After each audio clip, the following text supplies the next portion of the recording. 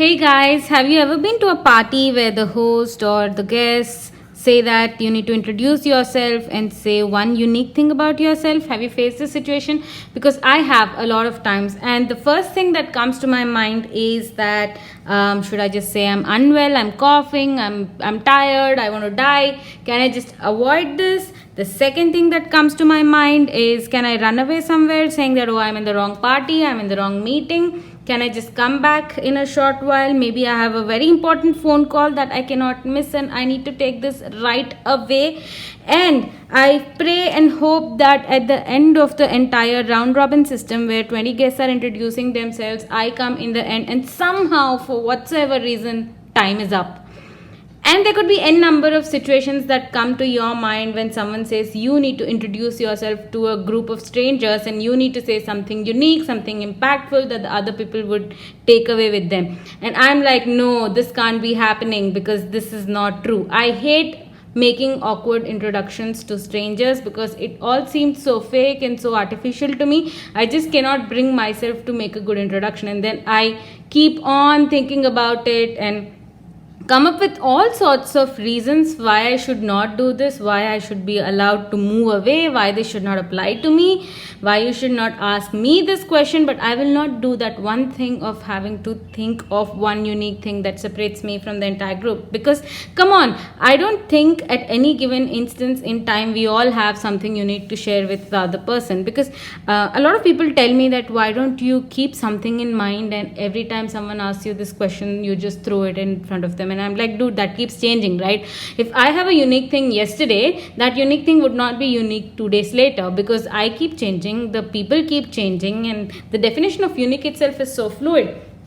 And so you would have faced this a lot of times when you need to go for a networking party, you need to make an introduction at a B school, you need to make an introduction in a group of people, in front of colleagues. In front of colleagues, it's a bit easy because you're primarily talking about yourself, your work, your team, and your project or something like that. But when it's an abstract group of people, like in an NGO or a random circle of friends, it becomes quite challenging. And this is probably why elevator pitches and stuff like that do not work well for me, because at the end of the day, if I find a top leader in the same elevator as I am, I would actually quietly go and stand in a corner instead of disturbing that person. And these days I think most of these leaders would probably be busy checking their mails, because that is probably the only time they get to check their mails and check their messages, right?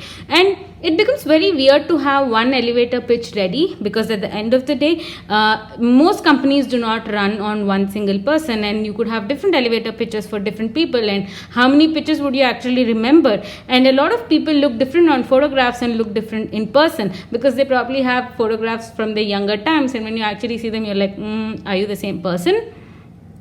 So at the end of the day, what I'm trying to say is we all face these situations. If you're an introvert, you would probably relate more to what I'm saying, that when you have to make an introduction and you feel the pressure to perform, you feel the pressure to say something impactful that lasts in the minds of, for example, this guy and the guests around them, we're completely lost, right? A lot of times my throat dries up, I just cough, I just become so awkward that it becomes very weird. And so I've tried all sorts of things. I've tried to prepare initial introductions for myself. I've tried to practice in front of the mirror. I've tried to do a lot of things, but somehow this setting does not work. And you would probably appreciate that I'm not a very shy person in terms of talking or speaking, but at the end of the day, when it comes to situations like this, I'm completely lost. So my mantra for you, if you face such type of situations, is first thing is avoid all such meetings and activities that require you to make such dumb, unique introductions. If that's not you, then I would say just take a deep breath, say whatever you want to say, and forget that moment. Do not keep thinking about it for the entire day. If you're in a party for a networking event, you introduce yourself and don't drown in the thought of how awkward you were when you were making your introduction, and don't destroy the entire day thinking about this.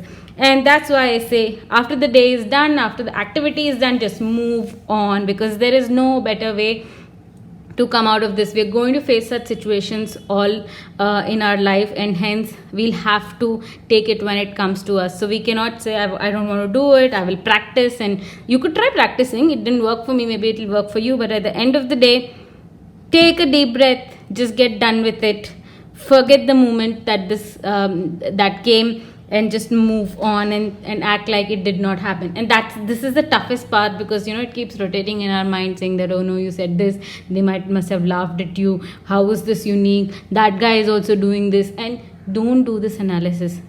Most people probably don't even remember what you've said, leave alone analyzing whether it was unique or different or impactful. So just do it. If I can, you can, right?